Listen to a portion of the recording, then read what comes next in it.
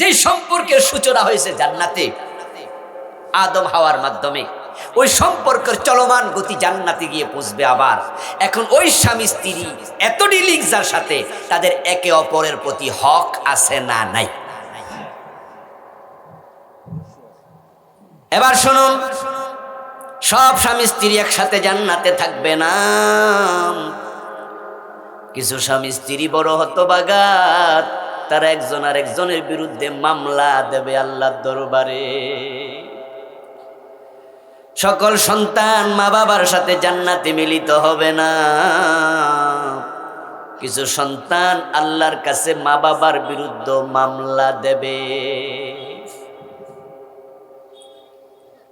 অবাধ্য স্ত্রী অথবা জালেম স্বামী, অবাধ্য সন্তান অথবা জাহান্নামী মা বাবা, যখন একজনের গতি আরেকজনের গতির সাথে মিলবে না, ছেলে জান্নাতি বাবা জাহান্নামী, ছেলে জাহান্নামী বাবা জান্নাতি, স্বামী জান্নাতি স্ত্রী জাহান্নামী, স্ত্রী জান্নাতি স্বামী জাহান্নামী, এমন মানুষ নাই? তখন জাহান্নামীরা জান্নাতি মা বাবা জান্নাতি স্বামীর বিরুদ্ধে দাঁড়ায়া যাবে। সে ভাববে যে তাকে ঠেকাইয়া আমি জান্নাতে যাইতে পারি কিনা দেখি, এজন্য আল্লাহর কাছে ধরায় দিতে চাইবে। সব স্বামী স্ত্রী জান্নাতি না। হযরত লূত আলাইহিস সালাম, আল্লাহর নবী, তিনি জান্নাতি, উনার বউ হলো কাফের, জাহান্নামী। আল্লাহ জমিন যখন উল্টাইয়া লূত আলাইহিস সালামের কওমকে ধ্বংস করছে, ওই জমিনের গজবের মাঝে লূত নবীর বউটাও ছিল।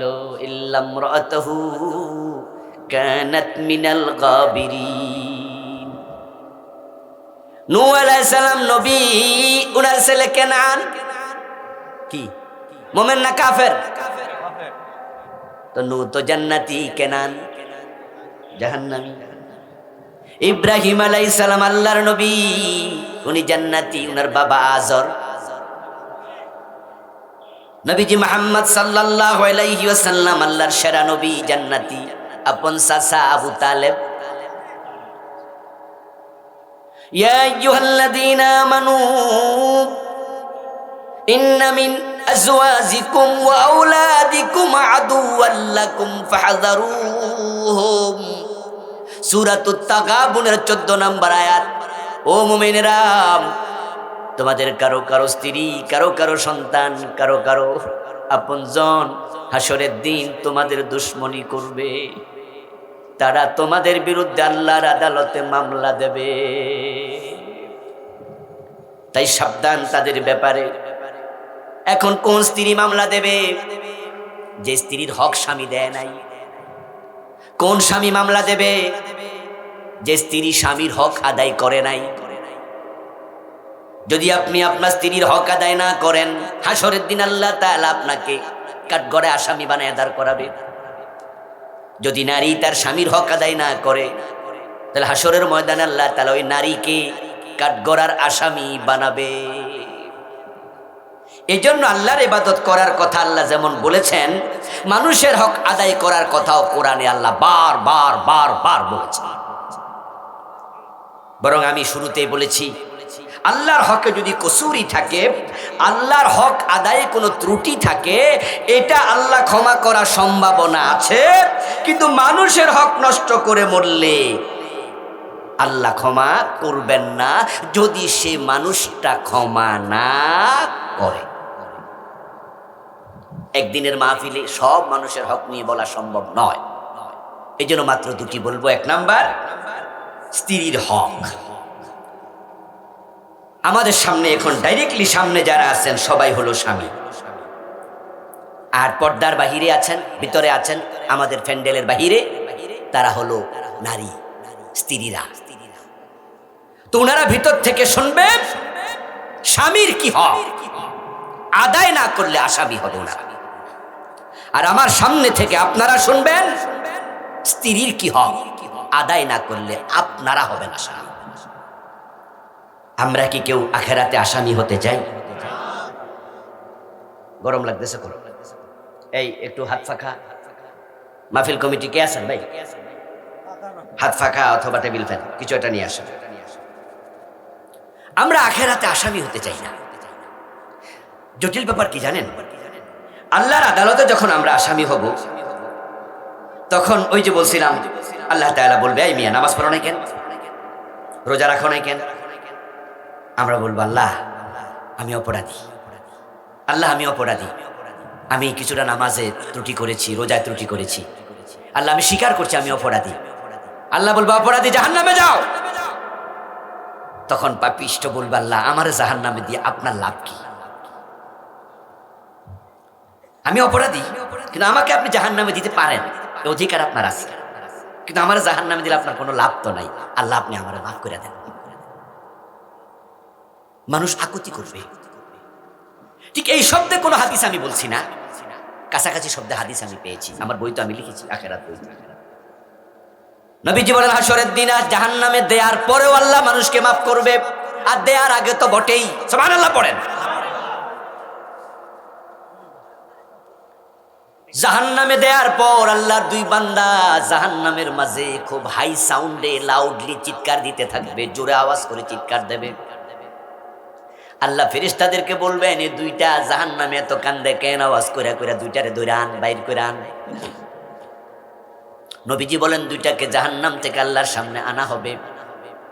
আনার পর আল্লাহ তাআলা জিজ্ঞাসা করবেন, জাহান্নামে কত মানুষ দিলাম, এ তোদের দুইজনের মতো এত চিৎকার কেউ দেয় না, তোরা দুইজন এত জোরে চিৎকার দেস কেন? দুইটাই জবাব দেবে, আল্লাহ আপনার দৃষ্টি আকর্ষণ করার জন্য আমরা দুইজনে জোরে জোরে চিৎকার দিছি, আমাদের কান্দা শুননা যদি আপনি একটু রহম করেন, যা আমাদের প্রতি আপনার নজর করবো, নজর নজর। আপনি দেখবেন যে ছোট বাচ্চারা যখন স্কুলে প্রাইমারিতে পড়ে, কিছু অন্যায় টন্যায় করলে টিচাররা কিন্তু মাঝে মাঝে একটু তার আগে দুই একটা ব্যাট দেয়, যেটারে এক ব্যাট দিলে বেতরঙ্গি মাছের মতো লাফানো শুরু করে। টিচার কয়, দৌড় এটারে ফিটা মুসিবতে না, কিন্তু বাইরে যেতে পারতাছি না, শুধু লাফ মানে, দুই সেটটা দিয়া কয় যা। আর যে একবারে হাত দিয়া থাক, দি কটা দিল দিয়ে লড়ে ঠরে। জাহান্নামের দুই লোক বলবে, আল্লাহ আপনার দৃষ্টি আকর্ষণ করার জন্য যে আমরা চিৎকার শুই না, আপনি যেন একটু নজর দেন। আল্লাহকে চালাকি করস, যা জাহান্নামে যা, চালাকি করস আমার সাথে। জাহান্নামে ঢোক যখন আল্লাহ দ্বিতীয়বার আবার বলবেন, প্রথমবার তো বলছে জাহান্নামে যা, গেছে, এখন বাইর কইরা আবার কয় জাহান্নামে যাও। এ কথা বলার সাথে সাথে প্রিয় নবীজি বলেন, দুজনের একজনে এমন দৌড় মারবে, এক দৌড়ে জাহান্নামের ভিতরে ঢুকবে, ঢুকে দেখে জাহান্নামের আগুন এখন আর গরম নাই। ইব্রাহিম আলাইহিস সালামের জন্য আগুনকে আল্লাহ ঠান্ডা বানায় নাই, শুধু ঠান্ডা নাই, এয়ার কন্ডিশন, নরমাল ঠান্ডা না, মজার ঠান্ডা।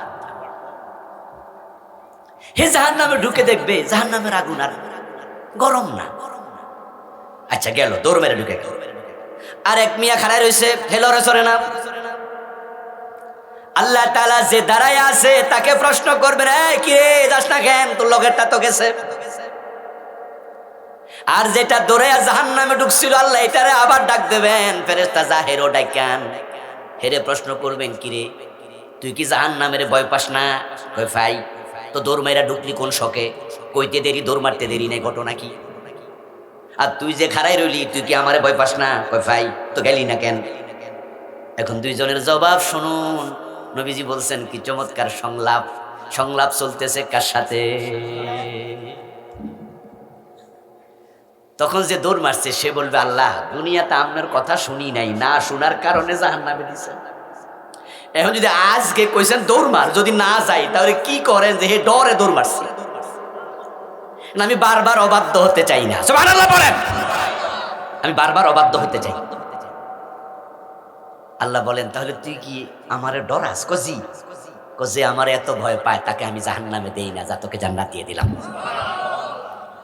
আচ্ছা হেতে সারা হয়ে গেছে, আরেকটা রয়েছি না। আল্লাহ এবার ওরে জিজ্ঞাসা করে, কি রে তোর কি খবর, তুই খাড়া রইলি কেন?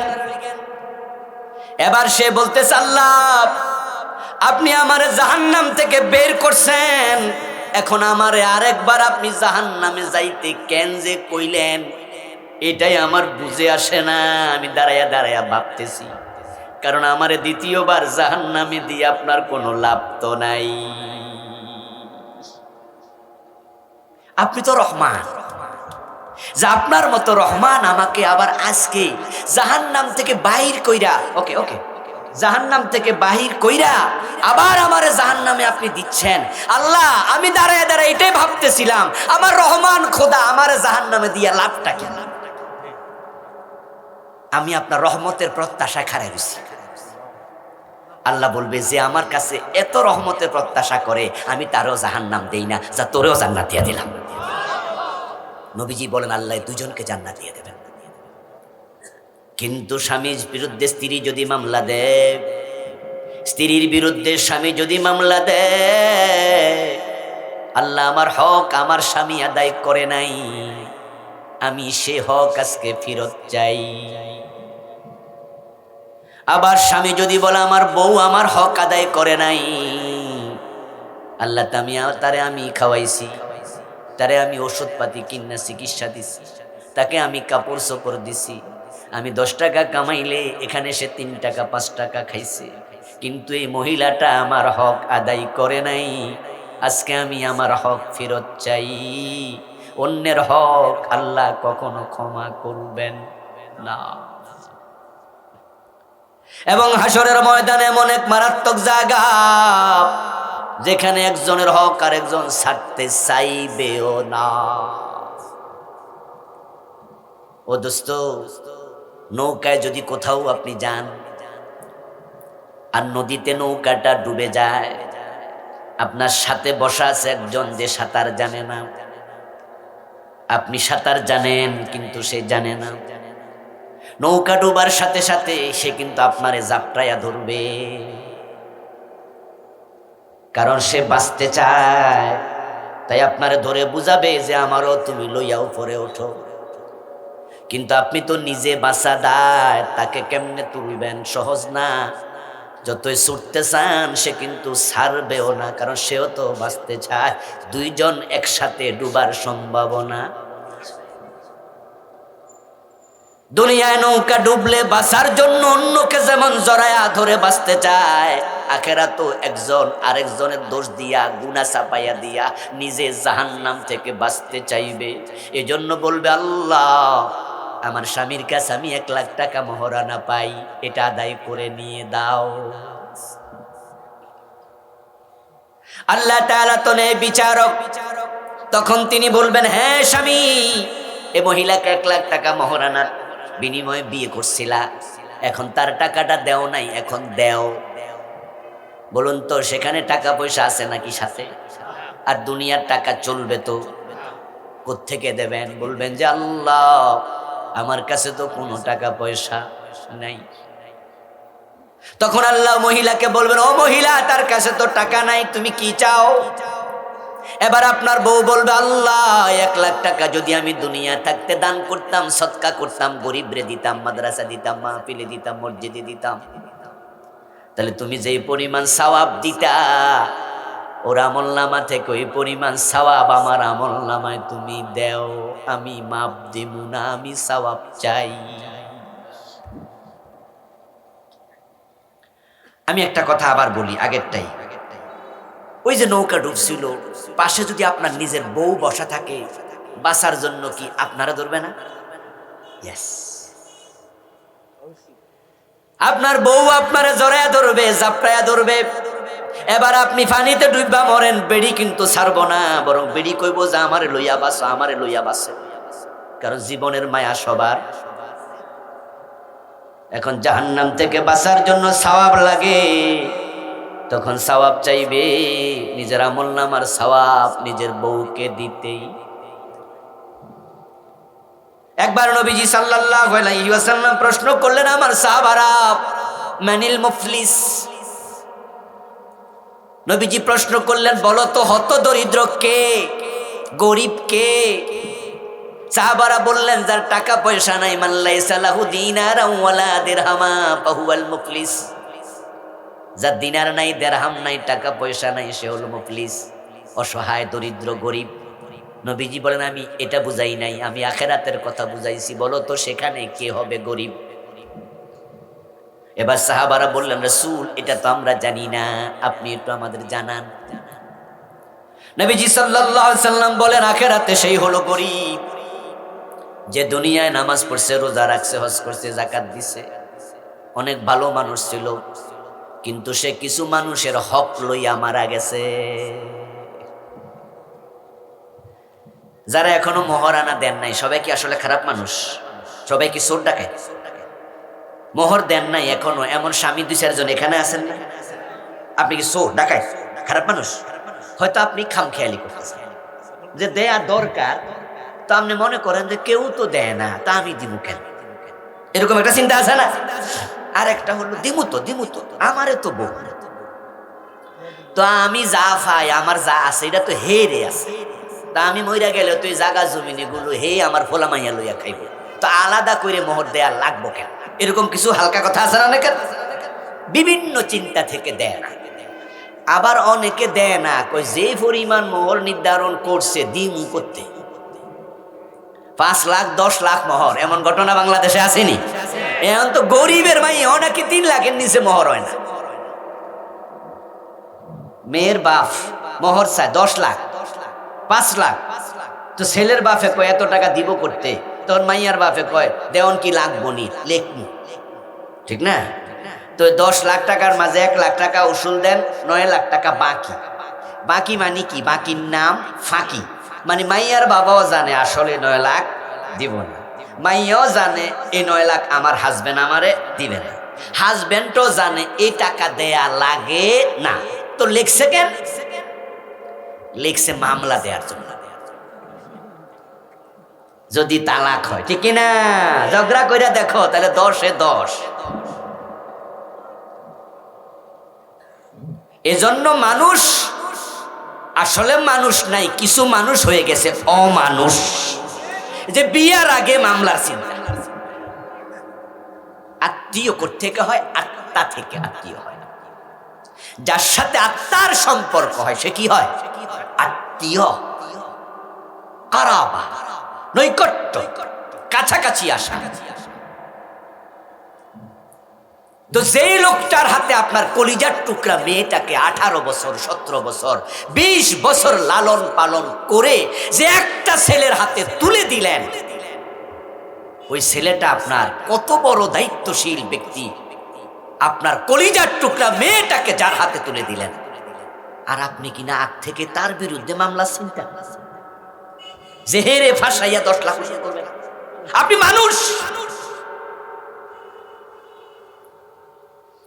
বিভিন্ন কারণে আবার মোহর দেয় না। এখন বউ বলবে আল্লাহ আমার মোহর লইয়া দাও, সওয়াব দিলেন। রাসূল বলছে ভালো মানুষ, নামাজি, হাজি, গাজী, কিন্তু মানুষের হক লইয়া মরছে। হাসরের ময়দানে হকওয়ালা লাইন ধরে দাঁড়াবে। এবার আল্লাহ বলবে তার টাকা দাও, ওজনে কম দে, মালে ভেজাল দে, এমন ব্যবসায়ী আছে না? আমি বলছি ভাই লবণ কত 1 কেজি, বলছেন 1 কেজি লবণের দাম হুজুর 50 টাকা, তো 1 কেজি লবণ দেন। আমি 50 টাকা দিছি, আপনি দিচ্ছেন 900 গ্রাম, তাহলে কম দিচ্ছেন কয়শো গ্রাম? আমি কি আপনার 50 টাকা দেই নাই, নাকি 45 টাকা দিছি? তো আপনি 100 গ্রাম কম দিলেন কেন? দিছেন, মনে মনে ভাবছেন আমি যে 100 গ্রাম কম দিছি হুজুরের তেল পাই, টাকাটা ঠিকঠাক নিছেন, কম দিছেন। এই যে 100 গ্রাম কম দিছেন, হাসরের ময়দানে আল্লাহ আমারে জানাই দেবে, আবুল কালাম আজাদ বাশার তুমি তার কাছে 100 গ্রামের 5 টাকা পাওনা আছো। আমি আপনার লাইনে খাড়ায় বলবো, এই মিয়া আমার 5 টাকা দাও। এই জাতীয় যারা আছেন মানুষকে গোশ খাইছে, ফাইল আটকায়া গোশ খায়, এমন লোক আছে না? ফাইল আটকায়া গোশ খায়। সরকার তোমার চাকরি দিছে আমার ফাইল আটকানোর জন্য, নাকি দেখে শুনে সিগনেচার করে সামনে দেওয়ার জন্য? আটকাই লেখেন, আটকাই লেখেন। তো এমন ভাবে আটকাইছে, আমার আইন দেখায়, গাইন দেখায়, হাইকোর্ট দেখায়, সুপ্রিম কোর্ট দেখায়, হুজুর আপনার এই ফাইল তো পাস হয় না, এই কারণে হয় না, ওই কারণে হয় না। তো আমি যখন আসতে কইছি ভাই কিছু চা নাস্তার পয়সা দিমুনি, এবার আপনি কোন তাহলে হয়তো হতে পারে। এবার 10,000 টাকা দিছি আর আপনি সুন্দর সিগনেচার দিছেন, এই 10,000 টাকা আপনার জন্য হালাল না হারাম? জায়েজ না নাজায়েজ? আমার হক তুমি নিছো, আমার ফেসে ফালাইয়া। হাসরের ময়দানে লাইনে খাড়া আমি বলবো 10,000 ফিরাই দাও। এইভাবে চাঁদাবাজি করে না? বাংলাদেশে চাঁদাবাজি আসেনি? হ্যাঁ, হতভাগাই জাতি, হতভাগা জাতি। এই জাতি সোজা হইব না, এই জাতির কপালে খারাপ। আমি রাগ করে মাঝে মাঝে বলি মাটিটাই মনে খারাপ কিনা আল্লাহ জানে। না হয় যারা গত 17 বছর দেশ চালাইলো, 15 বছর চালাই চাঁদাবাজি করছে, এখন ডক্টর ইউনূস যখন ক্ষমতায় আছে, ডক্টর ইউনূসেরই কোনো দল আছে নাকি? তার নিজস্ব কর্মী বাহিনী আছে? এই গভর্নমেন্ট 1.5 বছর, যেহেতু কোনো সরকার নাই, এই সরকার মানে গভর্নমেন্টটা পলিটিক্যাল গভর্নমেন্ট না, এটা রাষ্ট্রীয় আপনার রাজনৈতিক সরকার না, কর্মী নাই, সমস্যা নাই, তাহলে সাদাবাজি থাকার কথা না, ঠিক না? কিন্তু সাদাবাজি কি গেছে না আছে? তো যারা গত 15 বছর খাইছে তারা কি সাদা তোলে? তো ইউনূসের তো লোক নেই, সাদারা তোলে কেনা? কথা কি বোঝেন আমার? তো যারা তুলছে তারা তো দৌড়ের উপরে আছে, ওরা তো ফলাই গেছে ইন্ডিয়া। আর দেশে থাকলে ওরা এখন কি সব ফেরেশতা, ঠিক না? এমন মনে কিছু বুঝেই না, এমন যে হেরা ভালা মানুষ, কি ভালা, মসজিদে যায় আর বাড়িতে আইয়ে, বাজারে গেলে চা খাইয়ে চলে আইয়ে, কারোর লোকে কথাও কয় না, সব আল্লাহর ওলি হয়ে গেছে। তো হেরা হয়ে গেল সব সোজা, ইউনূস মিয়ার কোনো লোকে নাই নিজস্ব। তো এখন তো সাদাবাজি থাকার কথা না, ব্যবসায়ীরা তো এখন নিরাপদে ব্যবসা করার কথা, ঠিক কিনা? আমার বাসা কারণ বাজারের সাথে, তো মাঝে মাঝে কারণ বাজারে যাই খরচপাতি করার জন্য। একবেলা দেখি সবজি বেচতেছে, আমার দেখে সালাম দিছি, এই মাস 1.5-2 আগে। তো সালাম পাই, আমি ওনার কাছে গেলাম, আমার হুজুর আপনার ওয়াজ শুনি তো।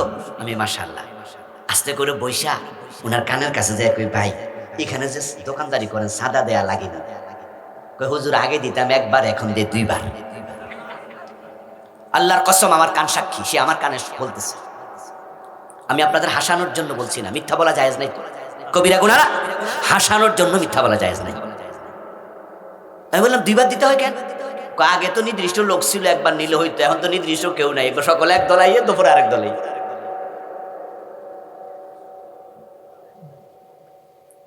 এই জাতির কপালটাই খারাপ। তো ক্ষমতা না পাইয়া যারা সাদা খায়, ক্ষমতা পাইলে কি করবে তোমাদের উপায় নাই। আচ্ছা এবার বলেন, এই যে সাদাটা নিল, এটা জায়েজ না হারাম? এটা কি তার সম্পদ? এটা তো ব্যানওয়ালার সম্পদ, ব্যানওয়ালা ব্যবসা করে। কিন্তু খবর আছে, ওই লাইনে দাঁড়ায় যাবে সে সবজি বিক্রেতা, আল্লাহ আমার থেকে 20 টাকা সাদা নিছে, আমি ফেরত চাই। আমার রাসূল বলেন, এবার আল্লাহ বলবে সবার টাকা ফেরত দাও, টাকা তো নাই। আমলনামার সওয়াব দিতে থাকো, দিতে দিতে সব শেষ, কিন্তু লাইনে লোক শেষ। এবার কি হবে? লাইনের লোকদেরকে এবার আল্লাহ বলবো, তুমি কি এখনো পানা আছো? বলো আল্লাহ আমিও তো 500 পাবো। তো আল্লাহ বলবেন, 500 দেও। এমন হেকু আল্লাহ টাকাও নাই, সওয়াবও নাই। আল্লাহ এবার হেরে জিজ্ঞাসা করবে কি করবা? তখন সে বলবে, আল্লাহ ওই পরিমাণ গুনাহ আমার আমল নামা থেকে তার আমল নামায় দেওয়া। নবীজি বলেন, তখন এই লোকটা মানুষের গুনাহ নিয়ে জাহান্নামে যাবে, সেই হলো সবচেয়ে হতভাগা, সবচেয়ে দরিদ্র। এবার আওয়াজ দিয়ে বলুন তো, স্ত্রীর হক দেয়া দরকার আছে না নাই? স্বামীর হক আদায় করা দরকার আছে না নাই? না করে মরেন না, উপায় নাই। আমার প্রিয় ভাই, স্ত্রীদের প্রতি যে হক আদায় করবেন, 1 নাম্বার স্ত্রীর যে হক, সেটা হলো তার মহর। এ নিয়ে কথা বলে ফেলেছি নাকি? বলে ফেলেছি। মহর দেবেন। যারা দেন না দেবেন, আওয়াজ দেন, মোহর দেবেন। 10 লাখ হলে 10 লাখ দেবেন। রাজি হইলেন কেন? রাজি হইলেন কেন?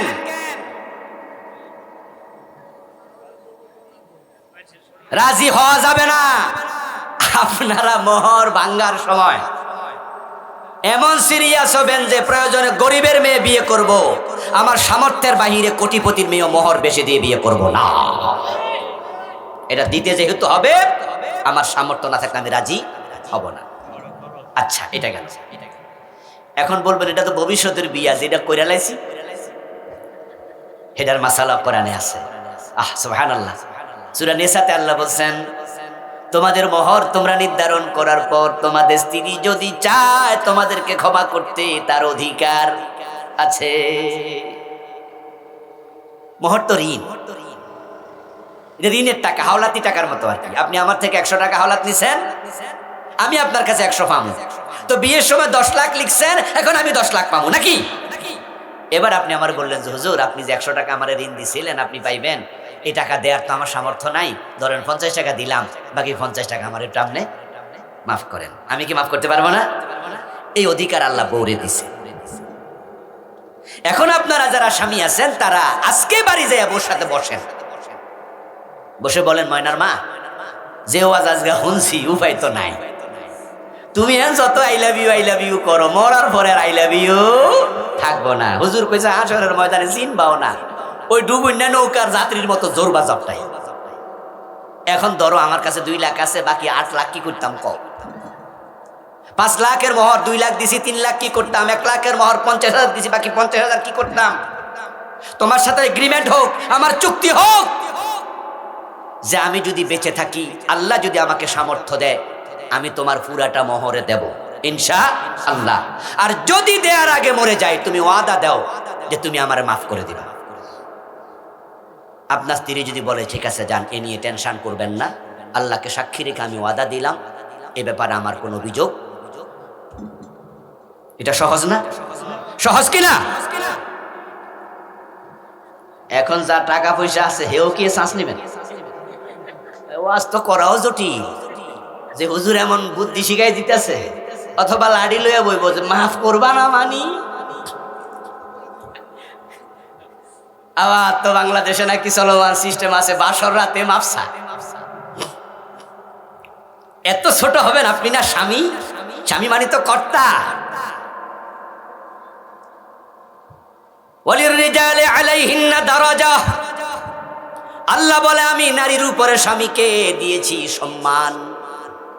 আপনি না সম্মানিত? এখন বাসর ঘরে আপনি বউর কাছে ছোট হতে কেন যান? আর ওই রাতে মহিলাটা নতুন, স্বামীর সাথে মাত্র পরিচয়, এখন মহিলা লাজুক, তাই আপনি সেদিন তারে ফেঁসে ফেলাইয়া দিলেন। জাজাদ হুজুর কইছে মাপ নিতে পারবো, তাই বাসর ঘরে আপনি কইতাছেন আমি তোমার কাছে 5 লাখ টাকা মোহর মাপ চাই। বেরি শর্মে বর্মে লজ্জায় কইল জান মাফ। আসলে এটা আসল মাফ নি। এজন্য এটা ওই দিন ফেঁসে ফেলাইয়া মাপ নিয়েন না। আমার এক দুলাভাই ডাক্তার, বুঝলেন, জ্যাঠতো বোনের জামাই, আপন জ্যাঠতো বোনের জামাই, ভালো মানুষ, খুব মজা করে আমার সাথে বলতেছে যে কোন লোক থেকে যদি কিছু নিতে চাই, দিতে চায় না, আমার ডিসপেন্সারিতে গেলে মাঝে মাঝে তো ইঞ্জেকশন দেই না, ওই ইঞ্জেকশন ঢুকাইয়া কই যে এখন রাজি হ না, নাড়া দিব। সুইচ ঢুকানোর পরে কই এখন ক রাজি, রাজি না, কিন্তু নাড়া দিতেছে। তো এখন বেড়া কয়েছে ভাই রাজি, তাড়াতাড়ি খোলো। যে খোলার পরে রাজি থাকেনি, এটা আসল রাজি না। তাহলে আপনি বাস্তবতার আলোকে প্রথম দায়িত্ব স্ত্রীকে তার মোহর দিতেই হবে, এটা তার হক। তারপরে স্ত্রীর দ্বিতীয় হক ভরণ পোষণ। আপনি যা খাওয়াবেন তাকে ওই মানের খাওয়া দেবেন।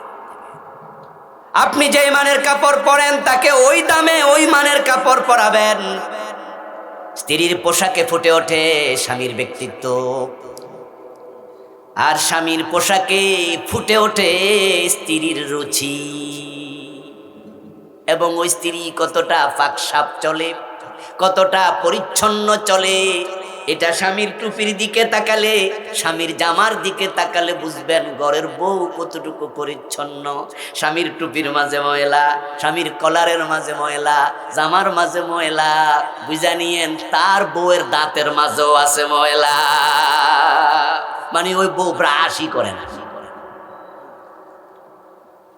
এই বেটার বউ যে ব্রাশ করে না, এটা বাড়ি যায় বউরা করে চাওয়া দরকার নাই, স্বামীর টুপি প্রমাণ করে দেবে। কারণ যে স্ত্রী পরিচ্ছন্ন সে তার স্বামীকে ময়লার টুপি পরে ঘর থেকে বের হতে দেবে না। বলবে দাঁড়ান, এটা কি করে বাইর না? আপনি ময়লা জামা করে বেরোচ্ছেন, আপনার বউ বলবে এটা আপনি কাজ দিয়ে কিতা কাজ দিয়ে বাইর না। আবার আপনার স্ত্রীর গায়ের জামা, উনার কাপড় দেখে বোঝা যাবে আপনি পয়সাওয়ালা না গরিব। যদি পয়সাওয়ালা হন, আপনার স্ত্রীর কাপড় চোপড় ভালো না, দামি না, তাহলে আমি বুঝে নেবো আপনি একটা কিপটা, আপনি বখিল। আর বখিল না হলে নবীজি সাল্লাল্লাহু আলাইহি ওয়াসাল্লামের পবিত্র মুখ নসৃত একখানা ছোট্ট হাদিস পড়েছি। আল্লাহ তাআলা তৌফিক দান করলে এখান থেকে কিছু কথা বলবো ইনশাআল্লাহ।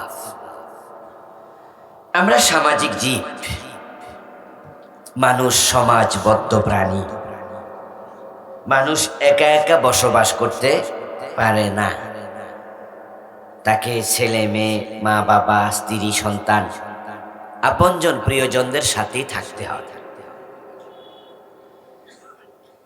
আল্লাহ তাআলা এই মানুষদের সাথে আমাদের কিছু ডিলিংস, মানুষদের সাথে আমাদের কিছু সংযোগ, কিছু লেনদেন, আদান প্রদান তিনি করতে বলেছেন এবং করতে আমাদের বাধ্য করেছেন। যেমন মা যখন সন্তান প্রসব করে, ওই সন্তানের সাথে মায়ের একটা সম্পর্ক থাকে শারীরিক, এটা হলো নাভি দিয়ে। এই জন্য সন্তান দুনিয়া আসলে মা থেকে আলাদা করতে হয় না, কেচে দিয়ে কাটতে হয় না, হ্যাঁ, ব্লেড দিয়ে কাটতে হয়। তাহলে আমরা কি বুঝলাম? যে মানুষ আসলে একা না, তার সাথে অন্যের সম্পর্ক আছেই। এটা বাধ্যতামূলক। যদি মায়ের সাথে শিশুর এই নিবিড় সম্পর্কটা না থাকতো, তাহলে শিশু মায়ের পেটে বেড়ে উঠতো না, বড় হতো না। ওই শিশুটার জীবন ধারণের জন্য মায়ের সাথে তার নাভি দিয়ে আল্লাহ একটা তার দিয়েছেন, জয়েন করেছেন, সংযোগ রেখেছেন, যা দিয়ে এই শিশুর খাবার আল্লাহ তাআলা সাপ্লাই করে। মায়ের পেটের শিশু মোটা হয়, তাজা হয়। বেঁচে থাকার জন্য, মোটা তাজা হওয়ার জন্য খাবার এবং পানীয়ের দরকার আছে না নাই? খাবার ছাড়া, পানীয় ছাড়া বাঁচা যায় নাকি? এই জন্য আল্লাহ মায়ের সাথে সম্পর্ক দিলেন নাভি থেকে। এই সম্পর্কটা কেটে আপনাকে আলাদা করা হলো। এই আলাদা করার অর্থই না যে আপনি জাতি থেকে, সমাজ থেকে, পরিবার থেকে আলাদা।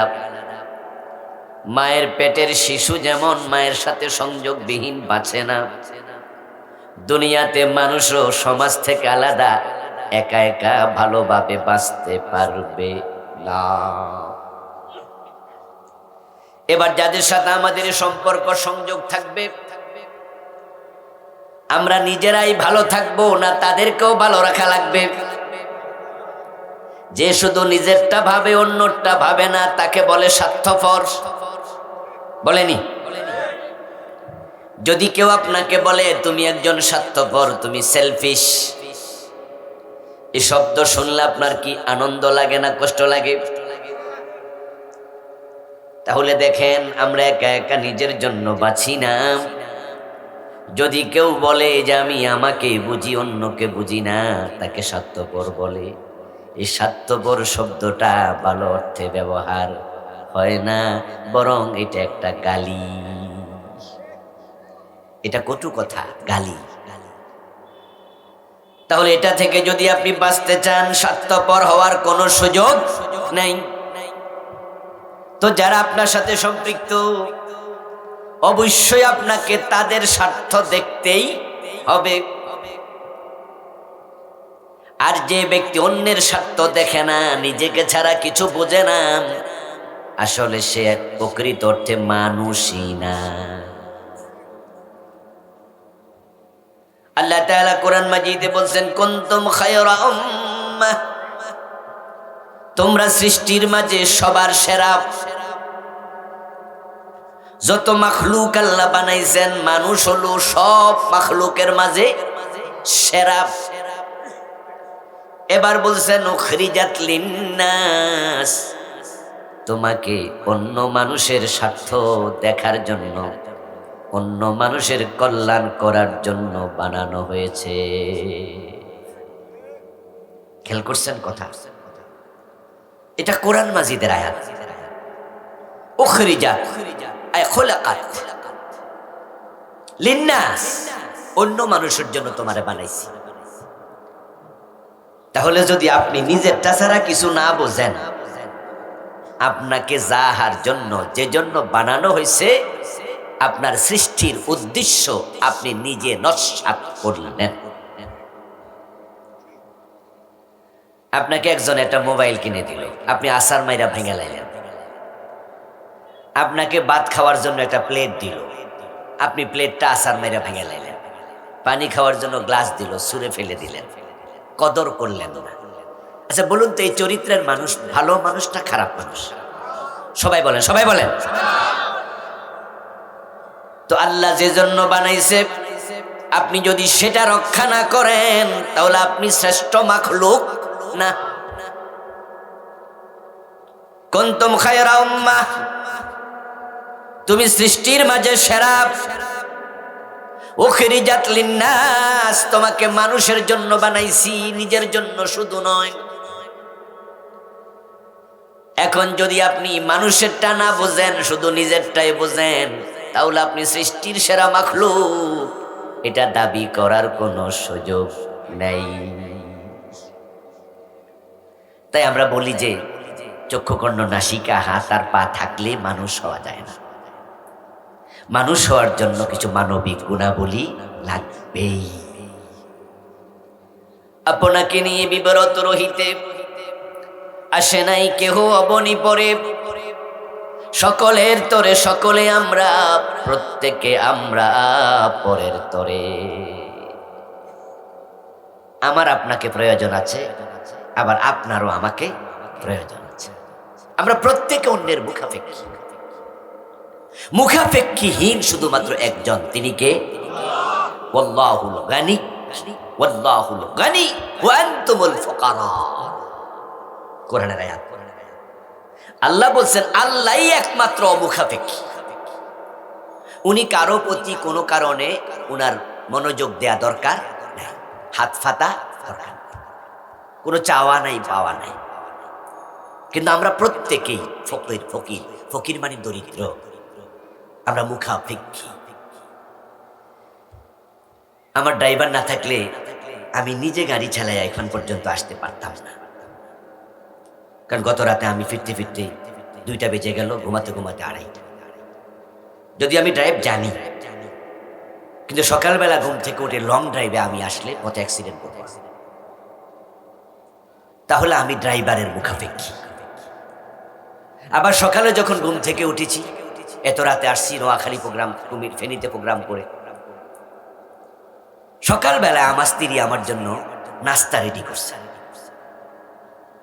আমি যদি সকালবেলা ঘুম থেকে উঠে নিজের নাস্তা নিজে বানাইয়া খাইতাম, তাহলে আমি ঘুমাইতাম কখন? আসতেই তো বাজলো 2টা 2:30।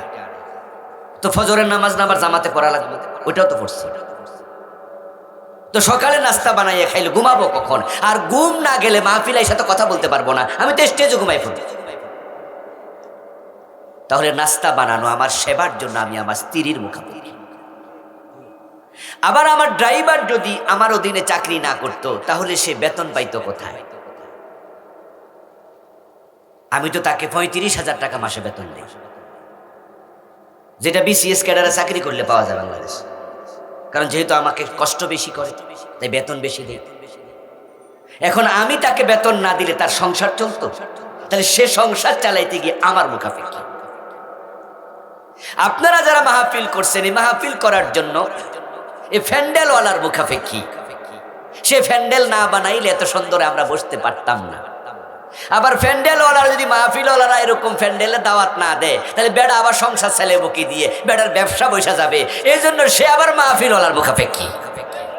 এইভাবে আমরা প্রত্যেকের মুখাপেক্ষী। উখরিজাত লিন্নাস, তোমাকে সংযুক্ত করে অন্য মানুষের জন্য বানাইছি। তুমি নিজেকে বিচ্ছিন্ন দ্বীপের বিচ্ছিন্ন ব্যক্তি ভাববে না। তাই তোমার দুনিয়ার সূচনাটাই হয়েছে তোমার মায়ের সাথে একটা তার দিয়া। আল্লাহ বুঝাই দিছে, তোমাকে দুনিয়া আসতে হলে, দুনিয়ায় বাঁচতে হলে, দুনিয়া থেকে ভালো মানুষ রূপে জান্নাতে পৌঁছতে হলে বিচ্ছিন্ন হওয়ার সুযোগ নাই, অন্যের সাথে সংযুক্ত থাকতেই হবে। তাহলে আবার আপনাদের থেকে আমি জানবো, আপনারাও কথা বলিয়েন, আমরা কি বিচ্ছিন্ন না সংযুক্ত? আমাদেরকে সংযুক্ত করে বানাইছে কে? আল্লাহ। এবার যাদের সাথে আমাদের এই সংযুক্ততা আছে, সম্পৃক্ততা আছে, আমাদের প্রতি তাদের কিছু হক আছে না? এই হক আদায় যদি আপনি না করেন, তাহলে আপনি আল্লাহর হক আদায় করেও জান্নাত পাবেন না।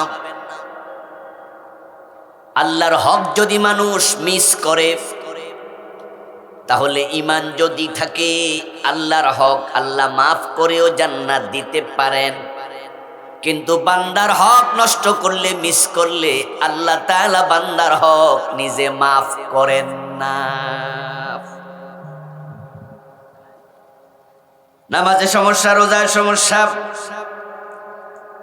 এক ওয়াক্ত পড়েন আর এক ওয়াক্ত পড়েন না। আমরা আপনাকে বলি তোমার নামাজ নাই, তোমার দিন নাই, তোমার ঈমান নাই। আপনি বলেন হুজুর একবারে তো কাট্টাবে নামাজি না, মাঝে মাঝে তো পড়ি। আমরা তখন বলি মাফ চাও মিয়া, মাফ চাও, আল্লাহ যেন মাফ করে। দোস্ত, পরের হক যদি আপনি নষ্ট করে আমারে কন, আমি কিন্তু কমুন আল্লাহর কাছে মাফ চাও, আমি বলবো তার হক তাকে আগে দেও, তারপরে মাফ চাও। কারণ আল্লাহর কাছে মাফ চাইয়া লাভ নাই, পরের হক আল্লাহ নিজে ক্ষমা করেন না।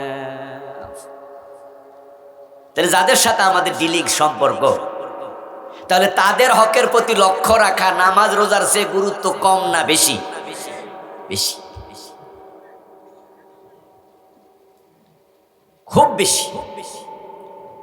নবীজি সাল্লাল্লাহু আলাইহি সাল্লাম বলেন, যখন কোনো মানুষ শহীদ হয়ে যায়, তখন আল্লাহ তাআলা শহীদের সব গুনাহ, রক্তের ফোঁটা মাটিতে পড়ার সাথে সাথে মাফ করে দেয়, ইল্লা দাইন।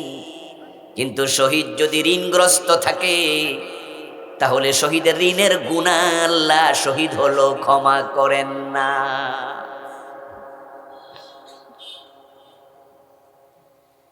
কারণ ঋণ এটা মানুষের হক। অন্য যত গুনাহ ছিল আল্লাহ ক্ষমা করে দেবেন। মদ খাইছে, গাঁজা খাইছে, জেনা করছে, সুদ খাইছে, আমি বলবো না এগুলো খান, বলবো না এগুলো করেন, এগুলো জঘন্য গুনাহ, কিন্তু বলছি যে এটা মাফ হওয়ার সম্ভাবনা আছে। কিন্তু ঋণটা কার হক? আল্লাহ না বান্দার? বান্দার। নবীজি বলে শহীদরে পর্যন্ত আল্লাহ ঋণের গুনাহ মাফ করবে। বান্দার হক এত মারাত্মক। নবীজির সামনে যখন কোনো মুর্দার আনা হতো, কোনো লাশ আনা হতো, কোন মানুষের মৃত্যুর পর জানাজার নামাজের জন্য দাওয়াত প্রিয় নবী সাল্লাল্লাহু আলাইহি সাল্লামকে দেয়া হতো। রাসূল সাল্লাল্লাহু আলাইহি ওয়াসাল্লাম জিজ্ঞাসা করতেন তার ঋণ আছে নাকি? যদি বলতো হ্যাঁ ঋণ আছে, তো নবীজি উনার পকেটে থাকলে বলতেন ঠিক আছে, তার পক্ষ থেকে ঋণটা আমি পরিশোধ করে দিলাম। অথবা উনার বাইতুল মালে টাকা পয়সা থাকলে বলতেন, এই বাইতুল মালের দায়িত্বশীল অর্থমন্ত্রী, অর্থ মন্ত্রণালয় যার হাতে, তুমি তার ঋণটা আমার পক্ষ থেকে পরিশোধ করে দাও, রাষ্ট্রের পক্ষ থেকে। তারপর তিনি জানাজার নামাজ ইমামতি করতেন। আর যদি পকেটে টাকা না থাকতো, বাইতুল মালের যিনি দায়িত্বশীল তাকে বলতেন তোমার কাছে টাকা আছে নাকি রাষ্ট্রের কোনো টাকা? বলে হুজুর টাকা তো নাই। নবীজি বলতেন যেহেতু তার ঋণ আছে, পরিশোধ করার সুযোগ নাই, আমার কাছেও নাই, রাষ্ট্রেও টাকা নাই, তাহলে তার জানাজার নামাজের ইমাম আমি হব না। তোমাদের কোনো একজন তার জানাজার নামাজ পড়াও, যার ঋণ আছে। আমি নবী মুহাম্মদ তার জানাজার নামাজ পড়ি না।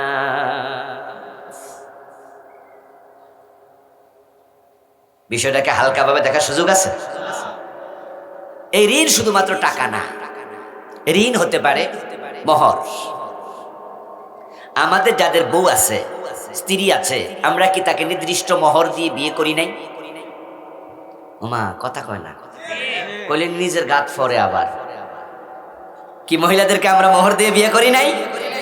এটা কি তার হক না? তো না দিলে এটা কি আপনি তার কাছে ঋণী না? তাহলে আপনি মোহর না দিয়ে মরলে তো উপায় নাই, আপনি ঋণগ্রস্ত। এইভাবে আমাদের মা বাবার হক আমাদের উপর আছে কিনা?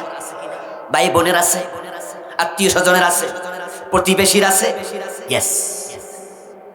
আপনাকে একা একা বানানো হয় নাই, জাতির জন্য বানাইছে। তো আজকে আমি আপনাদের সামনে শুধুমাত্র স্পেসিফিক স্বামী স্ত্রীর হক নিয়ে কিছু কথা বলতে চাই। এই পৃথিবীতে মানুষের দুনিয়ায় আসার আগেই একটা সম্পর্ক হয়েছে আল্লাহর জান্নাতে, সেটা হলো আদম এবং হাওয়ার সম্পর্ক। আর উনারা দুইজন কি ছিলেন? কথা কয় না কেন? উনারা কি ছিলেন?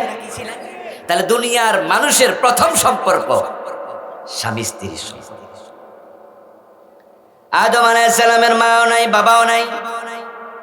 হাওয়া আলাইহিস সালামের মাও নাই, বাবাও নাই। তবে হ্যাঁ, হাওয়া আলাইহিস সালামকে আল্লাহ তাআলা আদম আলাইহিস সালামের দেহের একটা অংশ বাম পাজরের সবচেয়ে বাঁকা হাড্ডি থেকে তৈরি করেছেন। এজন্য শব্দটা হলো হাইয়ুন থেকে হাওয়া। যদি আমরা বলি হাওয়া, আরবিতে হলো ওয়াওর উপর তাসদীদ, হাওয়া। হাইয়ুন থেকে, ইয়ার উপরও তাসদীদ। হাইয়ুন মানে জীবিত।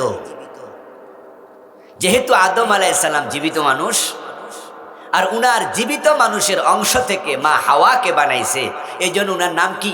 হাওয়া আলাইহিস সালাম। হযরত হাওয়া আলাইহিস সালাম এবং আদম এই দুইজন ছিলেন জান্নাতে প্রথম মানুষ। এবং আদম আলাইহিস সালামকে মা হাওয়ার সাথে আল্লাহ নিজে বিয়ে পড়াইয়া দিয়া নিজে হইছেন কাজী, নিজে ছিলেন এই বিয়ের ঘটক। জান্নাতে বিয়ে পড়াইছে কে? আল্লাহ। এবং মা হাওয়াকে বিয়ে পড়াই আল্লাহ বলে, ইয়া আদম উসকুনা ওয়া যাওজুকাল জান্নাত, ও আদম তোমার স্ত্রীকে নিয়ে তুমি জান্নাতে থাকো। এখন স্বামী স্ত্রীর সম্পর্ক পৃথিবীর প্রথম সম্পর্ক, এবং স্বামী স্ত্রীর সম্পর্ক পৃথিবীর শেষ সম্পর্ক। এই জন্য যেই নারী পুরুষ জান্নাতি, তারা জান্নাত ও স্বামী স্ত্রী হিসাবে একসাথেই থাকবে। আমার মা কিন্তু আমার জান্নাতে থাকবে না, আমার বাবা আমার জান্নাতে থাকবে না। আমার মা আমার বাবা তারা তাদের জান্নাতে থাকবে, তারা স্বামী স্ত্রী। আমার ছেলে আমার মেয়ে আমার জান্নাতে থাকবে না। আমার ছেলে আমার ছেলের বউ লইয়া আলাদা জান্নাতে থাকবে।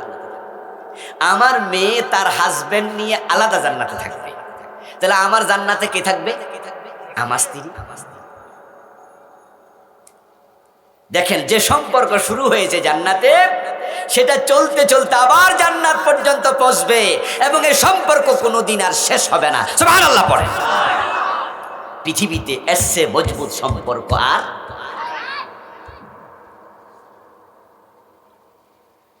তাহলে বলবেন যে ছেলে মেয়ে, মা বাবা, ভাই বোন, তাহলে কি জান্নাতে দেখা হবে না? দেখা হওয়া এক কথা, একসাথে থাকা আর এক কথা। দেখা হবে। কোরআনে আছে, আল্লাযীনা আমানু ওয়াত্তাবা'আতুহুম যুররিয়্যাতুহুম ফিল ঈমান আলহাকনা বিহিম যুররিয়্যাতাহুম। সুবহানাল্লাহ পড়ে। আল্লাহ তাআলা বলছে, ওয়াল্লাযীনা আমানু, যারা ঈমান আনছে, অতঃপর তাদের পরবর্তী প্রজন্ম ঈমানে তাদেরকে অনুসরণ করছে।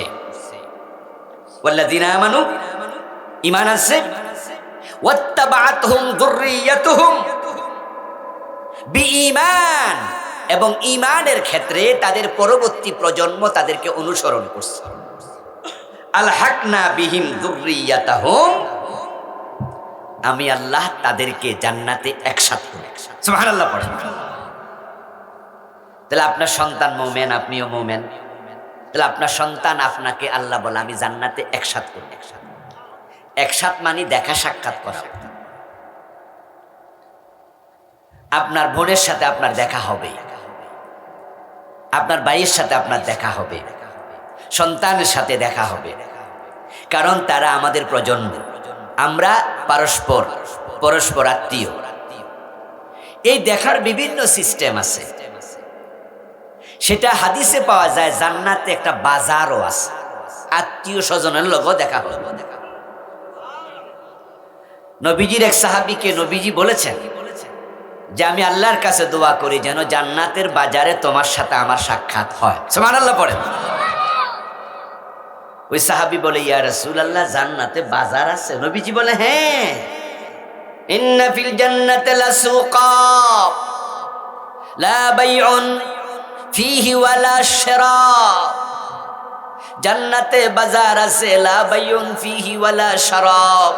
তবে ওই জান্নাতে বাজারে কোনো বেচা কেনা থাকবে না, ইল্লা সুয়ার। তবে জান্নাতের বাজারে ফেরেশতারা কিছু ছবি নিয়ে বসে থাকবে, কিছু ফটো কার্ড নিয়ে বসে থাকবে। ফটো থাকবে, ফটো থাকবে। জান্নাতের বাজারে বেচা কেনা নাই। আরে বেচা কেনা কেন থাকবে? আমরা তো সেই জিনিস কিনি যেটা আমার নাই। তাহলে জান্নাতে নাই বলতে কিছু আছে না, তো এই জন্য আপনি কিনবেন কেন? সবই তো আছে। ওয়ালাকুম ফিহা মা তাশতাহি আনফুসুকুম ওয়ালাকুম ফিহা মা তাদউন। আল্লাহ কোরআনে বলে, জান্নাতে তুমি যা চাও তুমি তাই পাবে, চাওয়া লাগবে না। তাশতাহি আনফুসুকুম, তোমার মনে মনে কোনো জিনিস শখ হলো, মুখে বলো নাই, দাবিও করো নাই, চাও নাই, মনেরটা মনে থাকতে আল্লাহ হাজির করে দেবেন, কারণ মনের খবর জানে কে?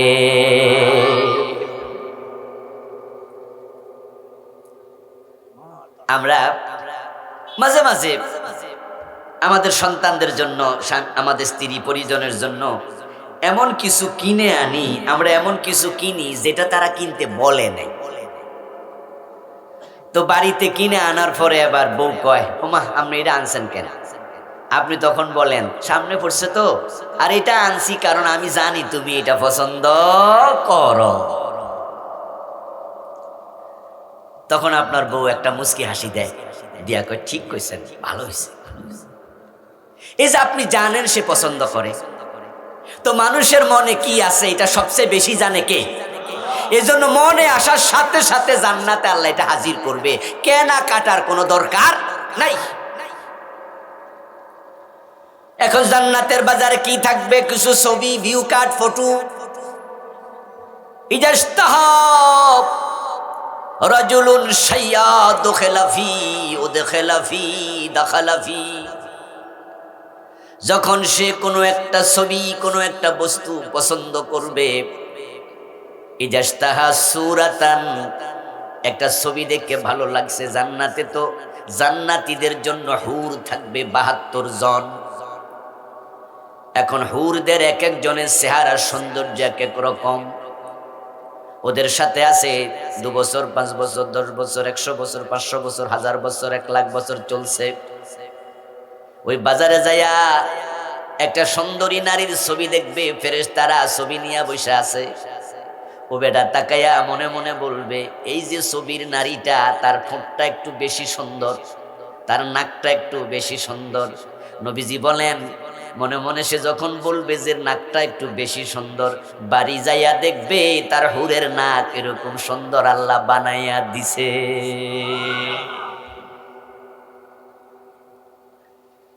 যারা ফটো আঁকে না, বিভিন্ন ছবি আঁকে না, ছবি আঁকার সময় হাতের মাঝে কি থাকে? তুলি থাকে, জানেন তো?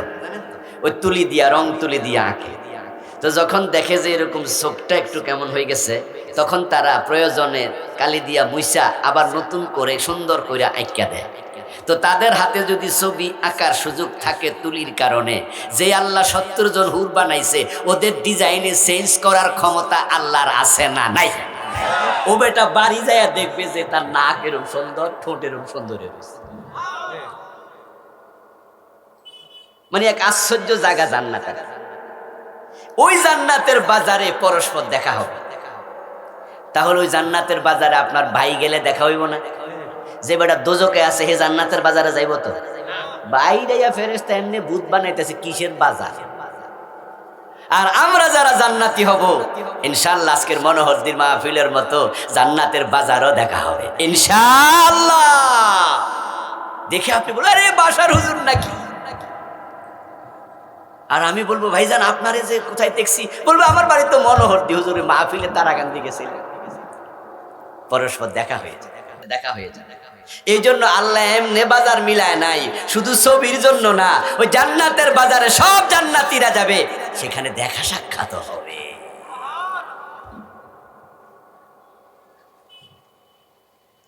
জান্নাতে শুধু নয়, মানুষ যখন মারা যায়, নবীজি সাল্লাল্লাহু আলাইহি ওয়াসাল্লাম বলেন জাহান্নামীদের রূহটাকে সিজ্জিনে ফেলে দেয়া হয়। জাহান্নামীরা কেউ কাউকে দেখেও না। সিজ্জিন হলো জাহান্নামের একটা অংশ, এটা আগুন দিয়ে ভরপুর। আর জাহান্নামের আগুন হলো কালো, তাই কালো আগুনের ভিতরে সিজ্জিনে কোন রূহকে দেখে না, শুধু শাস্তি আর শাস্তি। ওরা যেমন মানুষ থেকে বিচ্ছিন্ন ছিল, মানুষের হক আদায় করে নাই, অন্যের স্বার্থ বোঝে নাই, আল্লাহ দুনিয়া থেকে তাকে আলাদা করে জাহান্নামে ফেলে দেবে, সে কাউকে দেখতেই পাবে না, শুধু চিৎকার, শুধু শাস্তি। আর আমরা যারা ভালো মানুষ, আলহামদুলিল্লাহ আলহামদুলিল্লাহ আলহামদুলিল্লাহ, আমরা অন্যকে নিয়ে ভাবি। কেউ রাস্তায় দাঁড়ায় ভিক্ষা করলে 10টা টাকা দিতে পারলে মজা পাই, ঠিক না? ঠিক না? কারো হাতে একটু দিতে পারলে আমাদের কি লাগে? ভালো লাগে, যাক 100 টাকা দিচ্ছি। কোনো বিপদগ্রস্ত ব্যক্তি আসলে হেল্প করে মজা পায়। আপনি মানুষকে নিয়ে চলতে মজা পান, মানুষের হক নষ্ট করেন না, সবাইকে নিয়ে চলেন। এই জন্য আপনাকে আল্লাহ মানুষের সাথে একসাথ করে জান্নাতে দেবেন। ওই বাজারে দেখা হবে, জান্নাতের ভিতরে দেখা হবে, আত্মীয় স্বজনরা মাঝে মাঝে আসবে, আল হাকনা বিহিম যুররিয়াতাহুম, ছেলে মেয়েরা আসবে, আপনার সাথে গল্প করবে, তারপরে আবার তাদের জান্নাতে চলে যাবে। ঠিক এটা ঘটবে মরার পরেও, সাথে সাথে। কিভাবে ঘটবে? আখিরাত নিয়ে আমার লেখা বই আছে, 400 পৃষ্ঠা বড় বই। আমি লিখেছি ওহির আয়নায় পরকাল। আমার লেখা মোট 9টা বই, আলহামদুলিল্লাহ। আমি আসলে বই নিয়ে আসি, এতে করে লাভ কি জানেন? ওয়াজ সাথে সাথে ঢাকা নেই না, কিছু ওয়াজ এখানে রাখিয়া যায়। আমি যখন চলে যাব আমার বই আপনার ঘরে থাকবে। এই যে আজকে নারী পুরুষ নিয়ে বলবো, এই বই আলাদা বই, এটার নাম হলো ব্যক্তি ও পরিবার গঠন ইসলাম। এটাও আলহামদুলিল্লাহ 342 পৃষ্ঠা, বড় আছে। এখানে নারীর অধিকার, পুরুষের অধিকার, স্বামী স্ত্রী, মা বাবা, ভাই বোন, যা সব লিখেছি। তা আমি চলে যাব 1 ঘন্টা ওয়াজ করে, 1.25 ঘন্টা করে, আর আপনি পড়তে পারবেন এটা 1 মাস লাগাইয়া, 1.5 মাস লাগাইয়া, ধীরে ধীরে বুঝে বুঝে এটা আমল করতে সুবিধা। তো আখিরাতের বইটাতে লেখার সময় আমি হাদিস পেলাম, নবীজি বলছেন যখন ভালো মানুষ মরে যায়, তার রূহটাকে ফেরেশতা নিয়ে রাখে ইল্লিন। খারাপ মানুষের রূহ কোথায় রাখে? সিজ্জিন। কথা কি বুঝে আসতেছে? খারাপেরটা কোথায়? সেখানে কেউ কাউকে দেখে না, দেখে না, অন্ধকার জায়গা, আগুন। আর ভালো মানুষের রূহ নিয়ে যায় ইল্লিন। ইল্লিন হচ্ছে জান্নাতের একটা অংশ। প্রিয় নবীজি বলেন যখন ইল্লিনে নতুন কোন রূহ যায়, এই রূহটাকে অন্য রূহ যারা চিনে, দুনিয়া পঞ্জন, আত্মীয় স্বজন, পরিচিত বন্ধু বান্ধব, ওই নতুন রূহটাকে যখন জান্নাতে পায়, তখন যারা পরিচিত রূহটার কাছে দৌড়াই আসে, দৌড়াই এসে জিজ্ঞাসা করে, আরে কখন আসছেন? তো সে বলে এই তো কিছুক্ষণ আগে, কিছুক্ষণ আগে আসছে। আচ্ছা কিছুক্ষণ আগে আসছেন, তো অমুক কেমন আছে, তমুক কেমন আছে? দুনিয়াতে ওর সাথে পরিচিত আত্মীয় স্বজন, বন্ধু বান্ধব, ওদের খবর নেই। যেমন ধরেন আপনারা যারা আমাকে চিনেন, জান্নাতে আমার সাথে যখন আপনার দেখা হবে ওই ইল্লিনে, তা আপনি আমার কাছে জিজ্ঞাসা করবেন যে হুজুর তারেক মনোয়ার সাহেব কেমন আছে, আব্দুল্লাহ আলামিন কেমন আছে, আমির হামজা কেমন আছে? কারণ আপনি জানেন যে তারা আমার কোরামের লোক, তাদের সাথে আমার ডিলিংস, বন্ধুত্ব, তারা আমার মতো, আমি তাদের বন্ধু।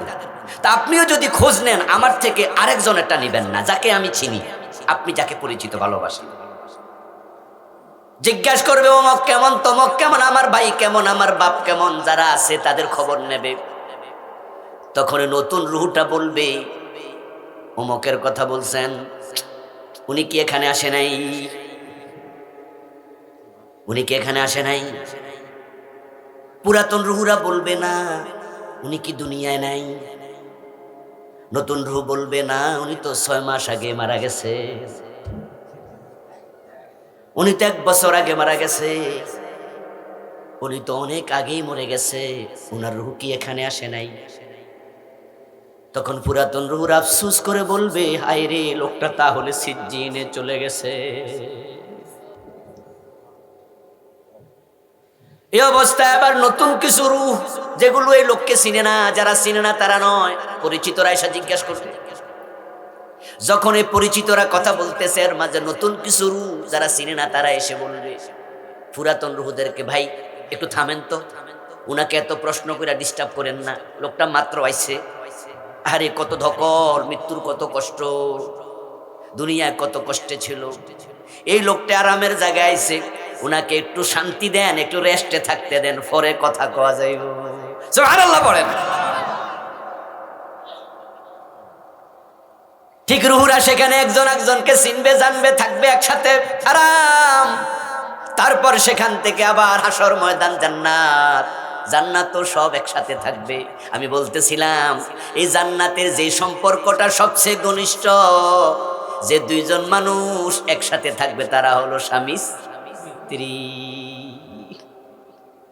এখন এই স্বামী স্ত্রী যাদের এত ঘনিষ্ঠতা, যে সম্পর্কের সূচনা হয়েছে জান্নাতে আদম হাওয়ার মাধ্যমে, ওই সম্পর্কের চলমান গতি জান্নাতে গিয়ে পৌঁছবে আবার।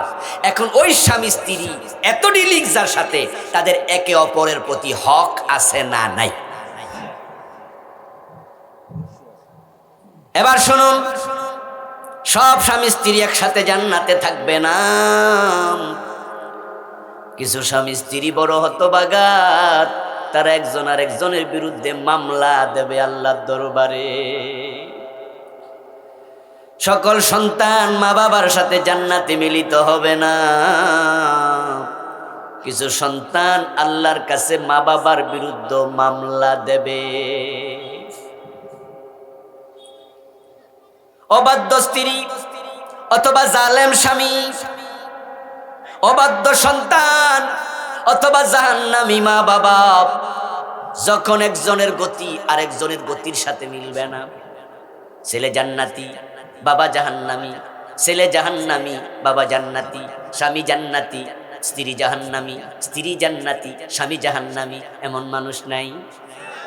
তখন জাহান্নামীরা জান্নাতি মা বাবা জান্নাতি স্বামীর বিরুদ্ধে দাঁড়াইয়া যাবে। সে ভাববে যে তাকে ঠেকাইয়া আমি জান্নাতে যাইতে পারি কিনা দেখি, এজন্য আল্লাহর কাছে ধরায় দিতে চাইবে। সব স্বামী স্ত্রী জান্নাতি না। হযরত লূত আলাইহিস সালাম, আল্লাহর নবী, তিনি জান্নাতি, উনার বউ হলো কাফের, জাহান্নামী। আল্লাহ জমিন যখন উল্টাইয়া লূত আলাইহিস সালামের কওমকে ধ্বংস করছে, ওই জমিনের গজবের মাঝে লূত নবীর বউটাও ছিল।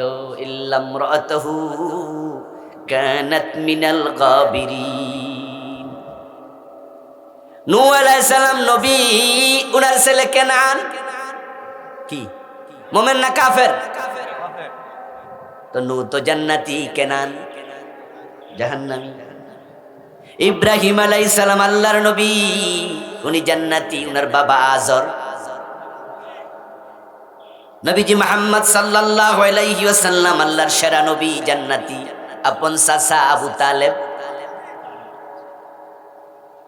ইয়া আইয়ুহাল্লাযীনা আমানু ইন্না মিন আজওয়াজিকুম ওয়া আওলাদিকুম আদুওয়াল লাকুম ফাহযারুহুম। সূরাতুত তাগাবুনের 14 নম্বর আয়াত। ও মুমিনেরা, তোমাদের কারো কারো স্ত্রী, কারো কারো সন্তান, কারো কারো আপনজন হাসরের দিন তোমাদের দুশমনি করবে। তারা তোমাদের বিরুদ্ধে আল্লাহর আদালতে মামলা দেবে। তাই সাবধান তাদের ব্যাপারে। এখন কোন স্ত্রী মামলা দেবে? যে স্ত্রীর হক স্বামী দেয় নাই। কোন স্বামী মামলা দেবে? যে স্ত্রী স্বামীর হক আদায় করে নাই।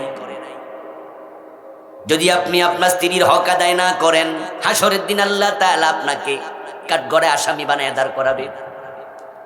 যদি নারী তার স্বামীর হক আদায় না করে, তাহলে হাসরের ময়দানে আল্লাহ তাআলা ওই নারীকে কাঠগড়ার আসামি বানাবে। এই জন্য আল্লাহর ইবাদত করার কথা আল্লাহ যেমন বলেছেন, মানুষের হক আদায় করার কথাও কোরআনে আল্লাহ বার বার বার বার বলেছেন।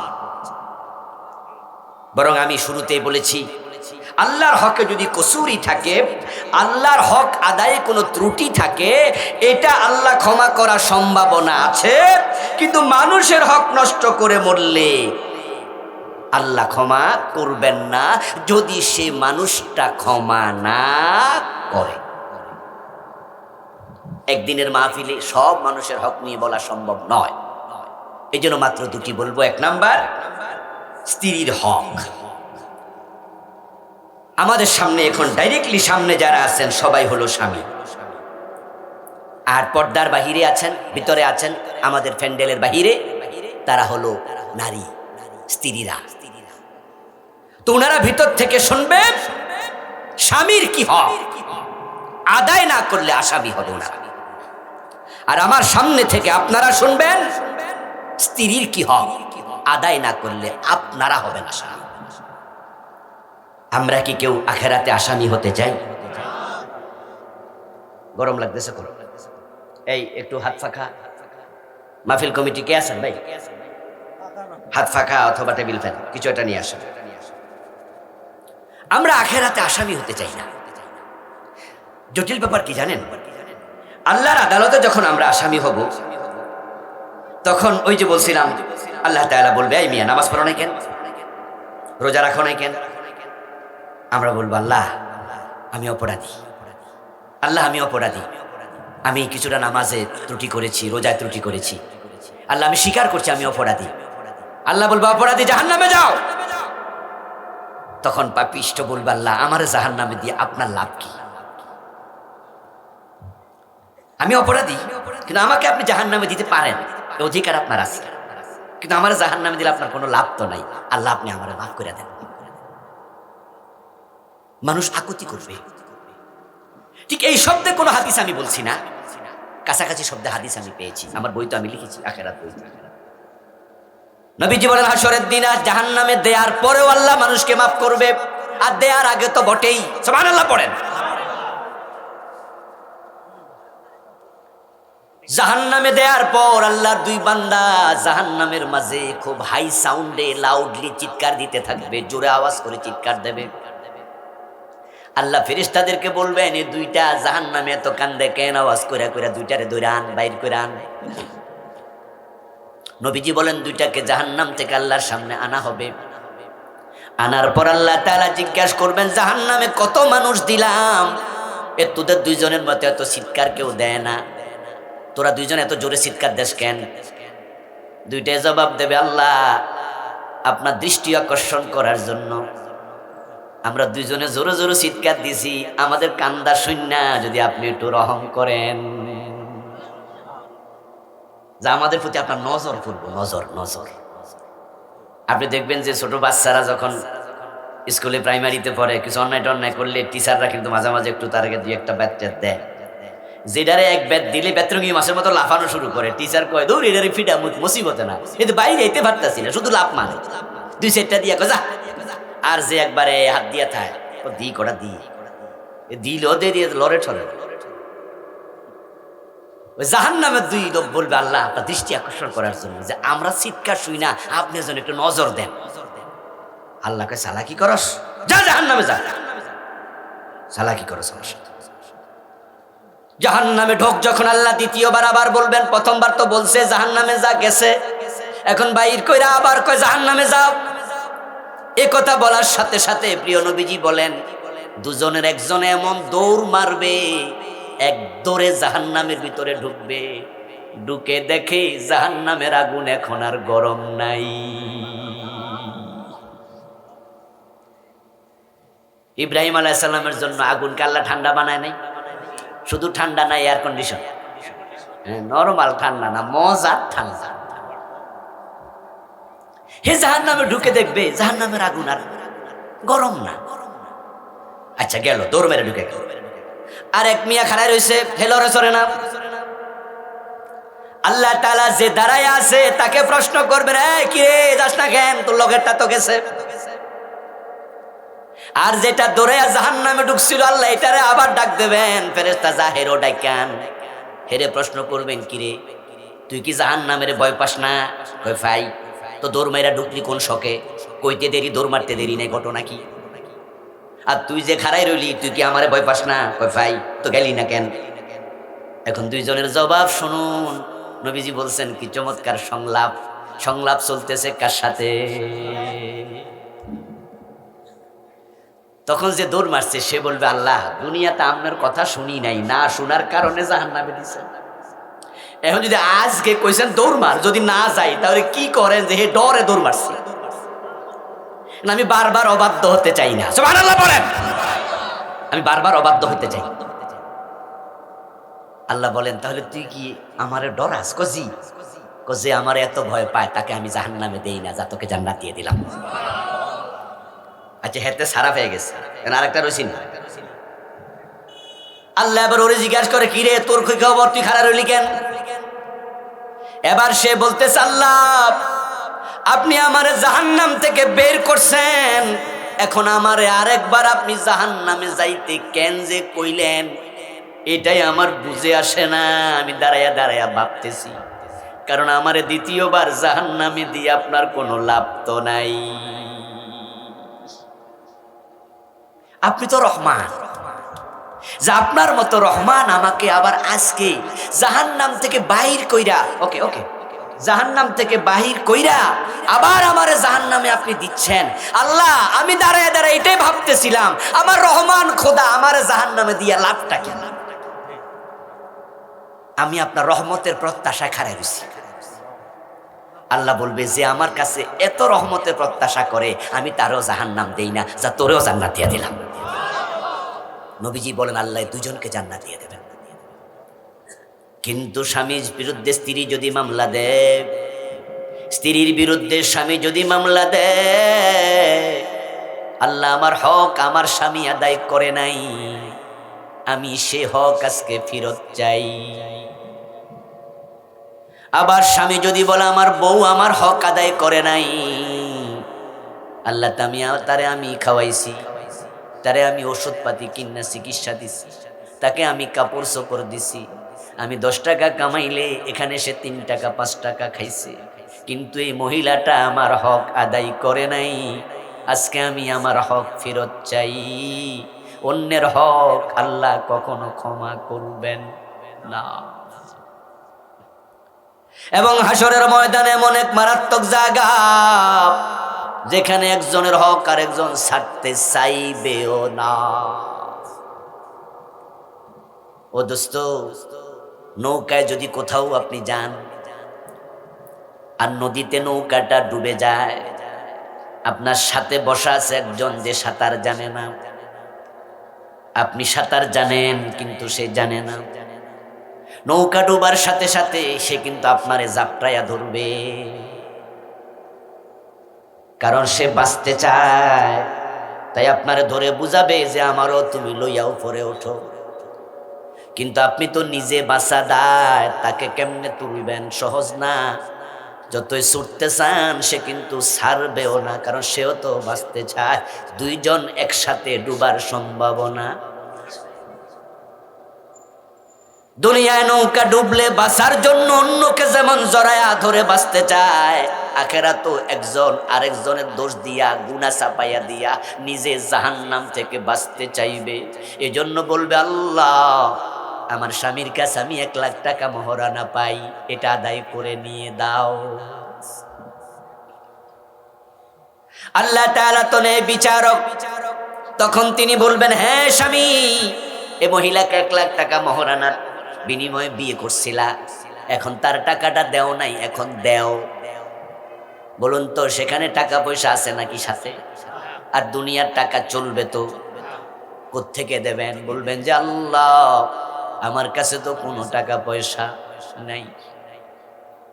তখন আল্লাহ মহিলাকে বলবেন, ও মহিলা, তার কাছে তো টাকা নাই, তুমি কি চাও? এবার আপনার বউ বলবে, আল্লাহ 1,00,000 টাকা যদি আমি দুনিয়া থাকতে দান করতাম, সদকা করতাম, গরিবরে দিতাম, মাদ্রাসা দিতাম, মাহফিলে দিতাম, মসজিদে দিতাম, তাহলে তুমি যেই পরিমাণ সওয়াব দিতা, ওর আমলনামা থেকে ওই পরিমাণ সওয়াব আমার আমলনামায় তুমি দেও, আমি মাপ দেবো না, আমি সওয়াব চাই। আমি একটা কথা আবার বলি, আগেরটাই, ওই যে নৌকা ডুবছিল, পাশে যদি আপনার নিজের বউ বসা থাকে, বাঁচার জন্য কি আপনারা ধরবে না? ইয়েস, আপনার বউ আপনারে জড়ায়া ধরবে, জাপটায়া ধরবে। এবার আপনি পানিতে ডুববা মরেন, বেড়ি কিন্তু ছাড়বো না, বরং বেড়ি কইব যে আমারে লইয়া বাসো, আমারে লইয়া বাসো। কারণ জীবনের মায়া সবার। এখন জাহান্নাম থেকে বাঁচার জন্য সওয়াব লাগে, তখন সওয়াব চাইবে, নিজের আমলনামার সওয়াব নিজের বউকে দিতেই। একবার নবীজি সাল্লাল্লাহু আলাইহি ওয়াসাল্লাম প্রশ্ন করলেন, আমার সাহাবারা, মানিল মুফলিস? নবীজি প্রশ্ন করলেন, বলো তো হত দরিদ্র কে, গরিব কে? সাহাবারা বললেন, যার টাকা পয়সা নাই, মান লাইসা লাহু দিনারা ওয়ালা দিরহামা ফাহুয়াল মুফলিস। যার দিনার নাই, দিরহাম নাই, টাকা পয়সা নাই, সে হলো মুফলিস, অসহায়, দরিদ্র, গরিব। নবীজি বলেন, আমি এটা বুঝাই নাই, আমি আখিরাতের কথা বুঝাইছি, বলো তো সেখানে কে হবে গরিব? এবার সাহাবারা বললেন, রাসূল, এটা তো আমরা জানি না, আপনি একটু আমাদের জানান। নবীজি সাল্লাল্লাহু আলাইহি সাল্লাম বলেন, আখিরাতে সেই হলো গরিব, যে দুনিয়ায় নামাজ পড়ছে, রোজা রাখছে, হজ করছে, যাকাত দিছে, অনেক ভালো মানুষ ছিল, কিন্তু সে কিছু মানুষের হক লইয়া মারা গেছে। যারা এখনো মোহরানা দেন নাই, সবাই কি আসলে খারাপ মানুষ? সবাই কি চোর ডাকাত? মোহর দেন নাই এখনো, এমন স্বামী 2-4 জন এখানে আছেন না? আপনি কি চোর ডাকাত, খারাপ মানুষ? হয়তো আপনি খামখেয়ালি করতেছেন, যে দেয়া দরকার, তো আপনি মনে করেন যে কেউ তো দেয় না, তা আমি দিমু কেন, এরকম একটা চিন্তা আছে না? আর একটা হলো, দিমু তো আমারে তো বউ, তো আমি যা পাই, আমার যা আছে এটা তো হেরে আছে, তা আমি মইরা গেলে তো এই জাগা জমিনে গুলো হে আমার ফোলা মাইয়া লইয়া খাইব, তো আলাদা করে মোহর দেয়া লাগবো কেন?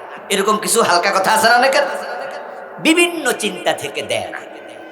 আবার অনেকে দেয় না, কই যে পরিমাণ মোহর নির্ধারণ করছে দিমু করতে, 5 লাখ 10 লাখ মোহর, এমন ঘটনা বাংলাদেশে আসেনি?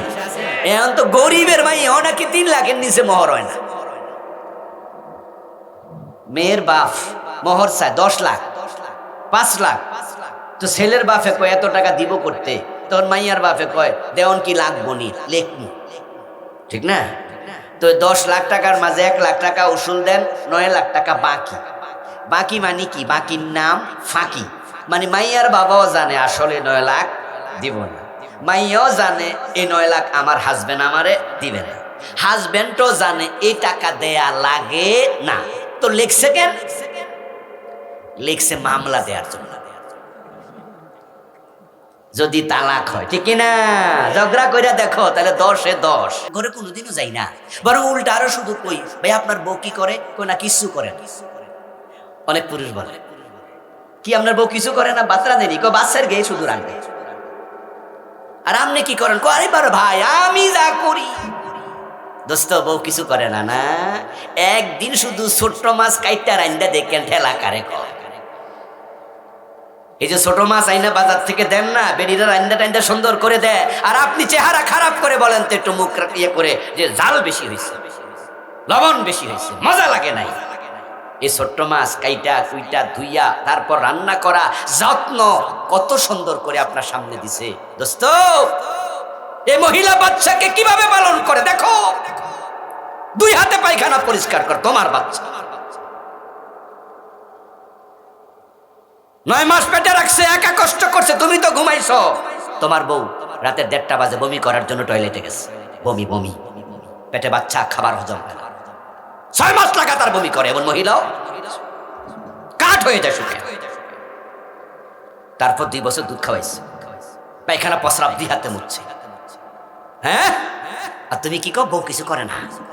দোস্ত, বউ যদি এক সপ্তাহের জন্য বাবার বাড়ি ফাটাইয়া দিয়া একা একা ঘর গোছাও, দেখবা যে বাড়ি ইন্দুরের বাসা হয়ে থাকবো।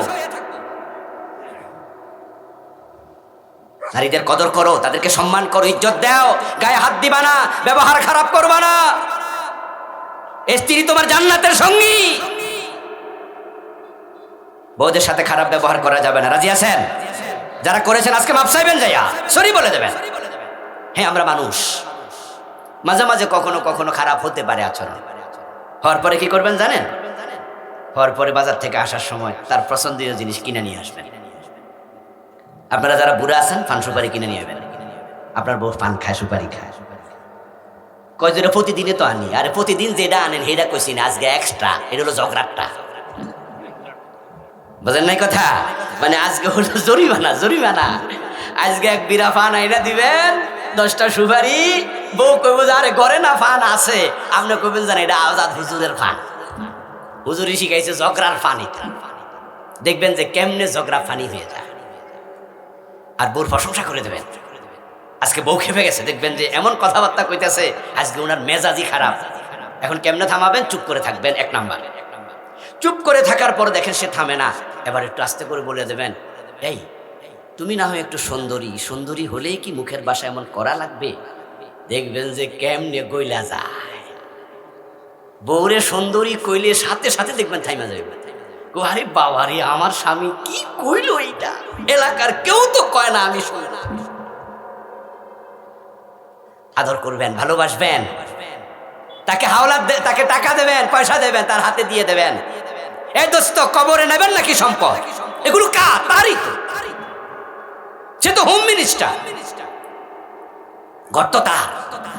আমি তো বলি, যদি পৃথিবীতে নারী না থাকতো, পুরুষরা হয়তো ঘরই বানাতো না। যাদের পয়সা আছে, এক একটা বাসা, এক একটা ফ্ল্যাট তারা সাজায় 1 কোটি টাকা দিয়া। শুধু আপনার ওই যে শুধু সাজানোতে 1-1.5 কোটি টাকা যায়। কত সুন্দর করে সাজায়, এক একটা বাড়ি বানায় 2 কোটি 5 কোটি টাকা দিয়া। যদি পুরুষের স্ত্রী না থাকতো, তারা ঘর বাড়ি আর বানাইতো না, ও হোটেলে মোটেলে এখানে থেকে থাইকা জীবন কাটাই দিত। তো বাড়ি বানায় লাভ কি? সবটা বউয়ের জন্য বানাইছেন। বাচ্চা তার পেটে হয়, তারাই আপনার আপনজন। আপনার বিপদ আপনার স্ত্রী, আপনার সন্তান সবার আগে যাবে। অথচ টাকার আপনি তালা লাগায় রেখে দেন। ঘটনা রাখি, তাকে বিশ্বাস করুন। আপনার স্ত্রী যেন মনে করে আপনি এই পরিবারের একজন, সে পরিবারের একজন। এই জন্য কি করবেন? উত্তম আচরণ করবেন, সাংসারিক কাজে সহযোগিতা করবেন, রেগে গেলে ধৈর্য ধারণ করবেন।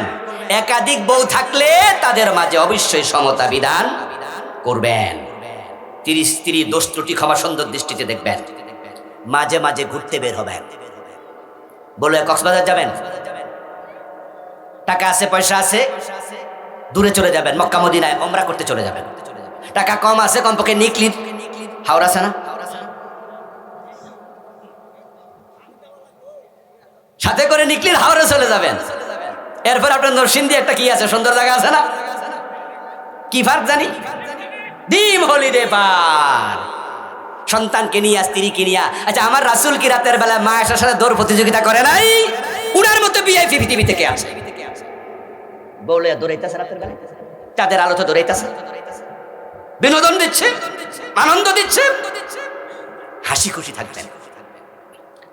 আরে কিছু কিছু স্বামী আছে, আজরাইলের ছোট ভাই আছে না, আছে না, এমন ভাবে গম্ভীর হয়ে থাকে, ঘরে ঢুকলে বউ মনে করে আজরাইলের ছোট ভাই আইছে, পোলাপান মনে করে কে যে ঘরে ঢুকছে রে, সবাই ভয়ে অস্থির। নো নো নো, আল্লাহর নবীর মতো মুস্কি হাসি কেউ দিতেন না। আপনার শূন্যতা যেন তারা অনুভব করে। আরে আমার বাবা কই? সন্তান যেন বারবার বলে, আব্বু তুমি কেন আসো না, এতক্ষণ বাজারে কি করো? আপনার স্ত্রী যেন আপনাকে মোবাইল করে বলে, কেন আসো না, এতক্ষণ কোথায়? তাহলে বুঝবেন আপনি মরে গেলেও তারা শূন্যতা ফিল করবে, বলবে হায়রে কি ভালো একজন বাবা হারাইলাম। স্ত্রী বলবে কি ভালো স্বামী হারাইলাম। আর যে ঘরে গেলে আপনজন ভালো লাগে না, পলায়া পলায়া থাকে, সবাই টেনশনে থাকে, তুমি মরে গেলে তারা মনে মনে বলবে যাক বাঁচলাম।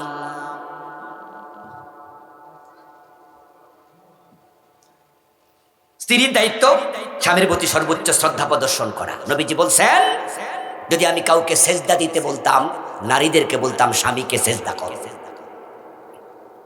কিছু মহিলা আছে এত জঘন্য, একটু হায়ার এডুকেটেড, স্বামী কম শিক্ষিত, মানুষের আচরণই করে।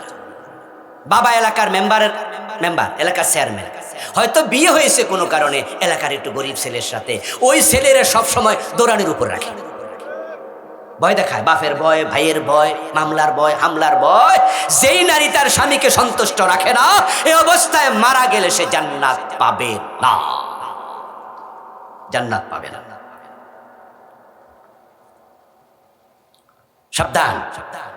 আর রাসূল বাসাইয়ুমা ইমরাতুন মাতাত ওয়া জাওজুহা নাহরাদিন দাখালাতিল জান্নাহ। যে নারী এমন অবস্থায় মারা যায় তার স্বামী তার উপর খুশি, রাসূল বলেন মৃত্যুর সাথে সাথে সে নারী হবে জান্নাতি।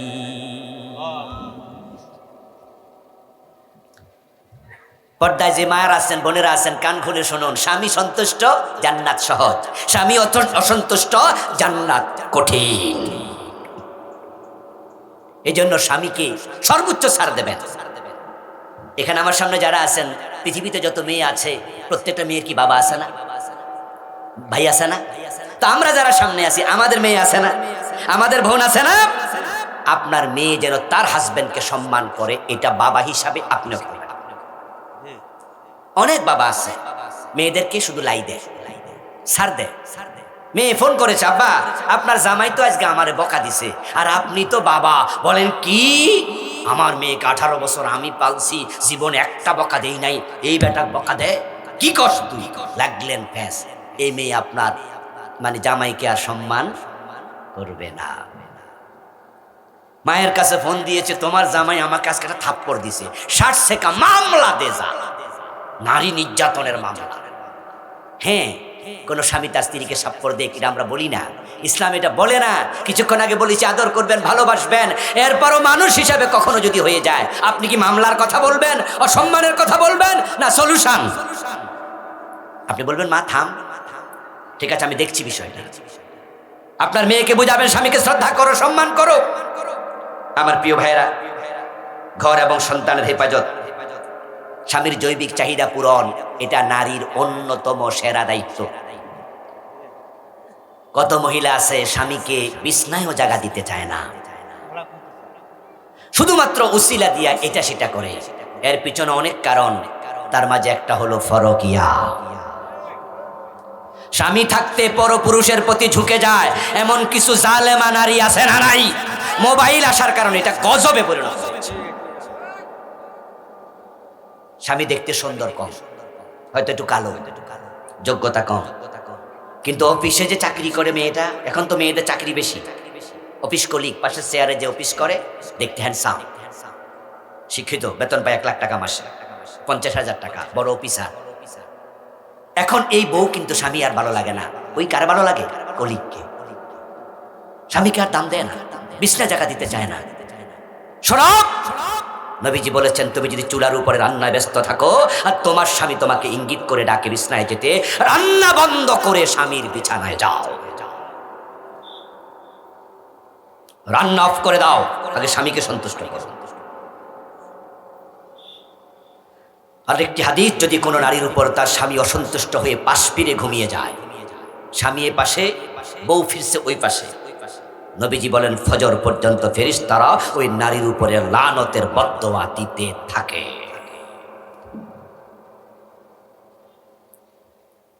আল মারাতু ইজা সাল্লাত খামসাহা ওয়া সামাত শাহরাহা ওয়া আতাত বালাহা ওয়া হাসানাত ফারজাহা ওয়া আতাত বালাহা ফালতাদখুল মিন আইয়ি আবওয়াবিল জান্নাতি শাত। আলোচনার শেষ দিকে যাচ্ছি, উঠবেন না, দোয়া করে যাবো একসাথেই। রাসূল বলেন, যে মেয়ে 5 ওয়াক্ত নামাজ পড়বে, রমাদানে রোজা রাখবে এবং নিজের সতীত্বের হেফাজত করবে, স্বামীর আনুগত্য করে চলবে, আল্লাহ জান্নাতের 8 দরজা দিয়া বলবে, মনে যে দরজা দিয়া চায় জান্নাতে ঢুকে যাও। এখন তো অনেক মেয়ে স্বামীকে বরণ করা দূরের কথা, বিয়ে বইতে চায় না। সমাজে এমন কিছু মেয়ে আছে না, এখন চাকরি টাকরি আইসা মেয়েদের বিবাহের প্রতি অনীহা তৈরি হয়েছে। স্বামী মানা দরকার কি, আরেকজনের ঝামেলা নেওয়া দরকার কি? শোনো, স্বামী হচ্ছে অভিভাবক। এই দুনিয়াতে স্বামীর মতো বট গাছ তুমি দ্বিতীয়টি খুঁজে পাবে না।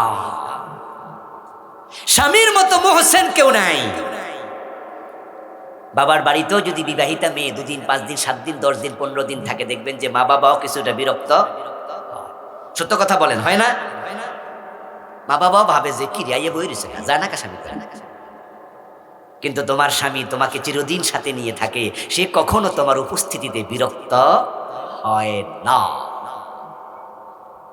বরং নিজে জমি বিক্রি করে দেয়, নিজের গাড়ি বিক্রি করে বউকে চিকিৎসা করায়, এমন স্বামীও আছে। আরে যে নারীর স্বামী মরে যায় সে নারী বোঝে বিধবার কষ্ট কাকে বলে, কিন্তু স্বামী থাকতে বোঝে না, অনেকে নেগলেক্ট করে। এটা আমাদের অভ্যাস। আমরা দাঁত হারাইলে দাঁতের মর্ম বুঝি, তার আগে বুঝি না। বিবাহ তোমাকে নিরাপত্তা দেয়, এই জন্য বিয়ের পরে মেয়েদেরকে বেগম বলে। আমাদের বাংলাদেশে প্রচার আছে বেগম খালেদা জিয়া, বিয়ার আগে বলে আখতার, রেনু আক্তার, রেনু বেগম। এই বেগমটা কখন কয়? যখন বিয়ে হয়। কারণটা কি? এই বেগমের প্রচলন কোত্থেকে আসলো? এটা পার্সি শব্দ। বেগম মানে যার দুশ্চিন্তা নাই। গম গম গম, সিলেটে সিটাঙ্গে গম মানে হলো কেমন আছেন, বদ্দা গম আছেন নি, কয় না? কয় হ্যাঁ আমি গম আছি, মানে ভালো আছি, ভালো আছি। কিন্তু ফার্সি এবং উর্দুতে গম মানে হলো দুশ্চিন্তা। सारे दुनिया हो मुखालिफ, कुछ नहीं नुकसान है, कुछ गम नहीं, ए गम, कुछ गम नहीं, कुछ डर नहीं, जब रहमते रहमान है। तमाम दुनिया তোমার বিরুদ্ধে চলে যাক, কোনো ভয় নাই, কোনো দুশ্চিন্তা নাই, যদি রহমতের রহমান তোমার সাথে থাকে। গম মানি দুশ্চিন্তা, আর বেগম মানি যার কোনো দুশ্চিন্তা নাই। যার আদব নাই তারে কয় বেয়াদব, ঠিক না? যার আকল নাই তারে কি কয়? ব্যাকল। তো যার কোনো গম নাই, দুশ্চিন্তা নাই, তাকে বলে বেগম। এই জন্য মেয়েরা যখন বিবাহ বসে, সকল দুশ্চিন্তা তাকে নিয়ে করার মতো একজন তৈরি হয়, তার নাম হলো তার স্বামী। আলহামদুলিল্লাহ, আলহামদুলিল্লাহ যে আপনার ব্যাপারে ভাবার মতো একজন লোক তৈরি হয়েছে, আপনার স্বামী। এই জন্য মা বোনদেরকে বলবো, বিবাহের ব্যাপারে অনাগ্রহ দেখাবেন না। মেয়েদেরকে বিয়ে দেন, বয়স হয়েছে বিয়ে দেন। বোন তোমার বয়স হয়েছে, বিয়ে বসো। স্বামীর হক আদায় করো, স্ত্রীর হক আদায় করো, তাহলে স্বামী স্ত্রী দুজন মিলে আল্লাহর জান্নাতে থাকতে পারবে। এমন স্বামী এমন স্ত্রী হওয়ার তৌফিক আল্লাহ আমাদেরকে দিয়ে দাও, যারা একসাথে তোমার জান্নাতে থাকবো। আওয়াজ দিয়া বলেন আমিন। হাযা মা ইনদি ওয়াল ইলমু ইনদাল্লাহ, আলাইহি তাওয়াক্কালতু ওয়া ইলাইহি উনীব।